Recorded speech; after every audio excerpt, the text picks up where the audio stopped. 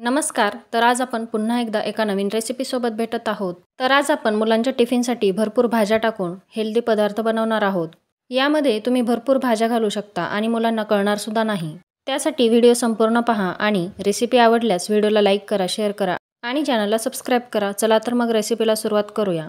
त्यासाठी इथे मी अर्धी वाटी शिमला मिरची लांब चिरून घेतलेली आहे, अर्धी वाटी गाजर, अर्धी वाटी बीट, अर्धी वाटी बारीक चिरलेला कोबी, अर्धी वाटी बटाटा लांब चिरून घेतलेला आहे आणि अर्धी वाटी पालक घेतलेला आहे बारीक चिरून. आता एका बाउलमध्ये 1 वाटी बेसन पीठ घ्यायचं, 2 चमचे तांदळाचं पीठ टाकायचं, त्यात अर्धा चमचा हळद पावडर, अर्धा चमचा लाल तिखट पावडर, अर्धा चमचा चिली फ्लेक्स आणि चवीनुसार मीठ टाकायचं. त्याचबरोबर अर्धा चमचा धने जिरे पावडर आणि चिमूटभर हिंग टाकायचा. हे सर्व कोरडे मसाले एकत्र करून घ्यायचे आणि त्यानंतर त्यामध्ये ज्या भाज्या आपण चिरून घेतलेल्या आहेत त्या सर्व भाज्या टाकायच्या. त्याचबरोबर अर्धी वाटी कांदा सुद्धा लांब चिरून घेतलेला आहे, ते सांगायचं विसरले. यामध्ये तुम्ही तुमच्या आवडीनुसार कुठल्याही भाज्या घालू शकता आणि जर तुमच्याकडे यापैकी एखादी कुठली भाजी नसेल आणि नाही घातली तरी सुद्धा चालेल. आता सर्व भाज्या घातल्यानंतर पाणी न घालता सर्व भाज्या पिठामध्ये व्यवस्थित मिक्स करून घ्यायच्या आणि पिठामध्ये भाज्या व्यवस्थित मिक्स करून झाल्यावर जशी गरज पडेल तसं संपूर्ण पाणी एकसोबत टाकायचं नाही, कारण आपल्याला बॅटर घट्ट करायचं आहे, पातळ करायचं नाही.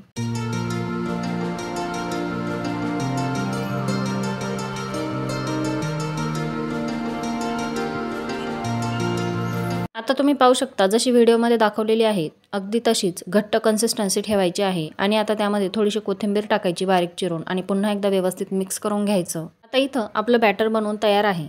आता गॅसवरती तवा ठेवायचा आणि तवा थोडासा गरम करून घ्यायचा. गॅसची फ्लेम लो करून तव्यावरती 1 ते 2 चमचे तेल टाकायचं आणि तेल व्यवस्थित पसरवून घ्यायचं आणि त्यानंतर तव्यावरती 1 चमचा बॅटर टाकायचं आणि थोडंसं पसरवून घ्यायचं. जसं आपण पॅनकेक करतो अगदी तसंच किंवा धिरडे करतो अगदी तसंच. थोडंसं जाडसर असलं तरी सुद्धा काही हरकत नाही, कारण हे नंतर आपोआप व्यवस्थित शिजलं जातं आणि अजिबात कच्चं लागत नाही. तुम्हाला हवं असेल तर तुम्ही एक पॅनकेक करून त्यावरती झाकण ठेवून वाफेवर सुद्धा शिजवून घेऊ शकता, पण तवा खूप मोठा आहे त्यामुळे मी 2-3 पॅनकेक एकसोबत शिजवून घेत आहे. आता हे पॅनकेक मीडियम फ्लेमवरती अगदी 5 मिनिटासाठी शिजवून घ्यायचे. तुम्हाला हवं असेल तर तुम्ही झाकण सुद्धा ठेवू शकता किंवा नाही ठेवलं तरी सुद्धा चालेल. तिन्ही पॅनकेकला समान जाळ लागावा यासाठी मी तवा फिरवून सर्व पॅनकेक एकसारख्या रंगावरती भाजून घेत आहे आणि तुम्ही पाहू शकता पॅनकेकला वरतून जाळी सुद्धा येते.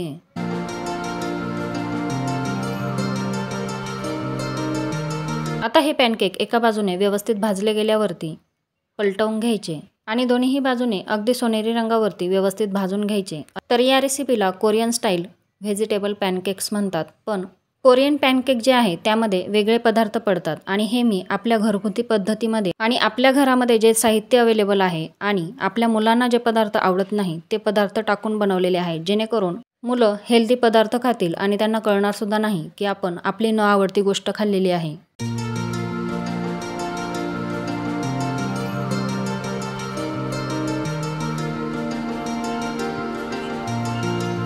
आता तुम्ही पाहू शकता पॅनकेक्स दोन्ही बाजूने अगदी सोनेरी रंगावरती व्यवस्थित भाजले गेलेले आहे.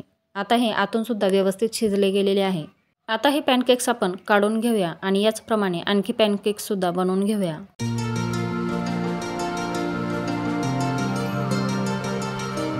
हे पॅनकेक्स तुम्ही मुलांना टिफिनला सुद्धा देऊ शकता किंवा नाश्त्याला सुद्धा देऊ शकता किंवा मुलं शाळेतून आल्यावर मधल्या वेळेत खाण्यासाठी सुद्धा देऊ शकता.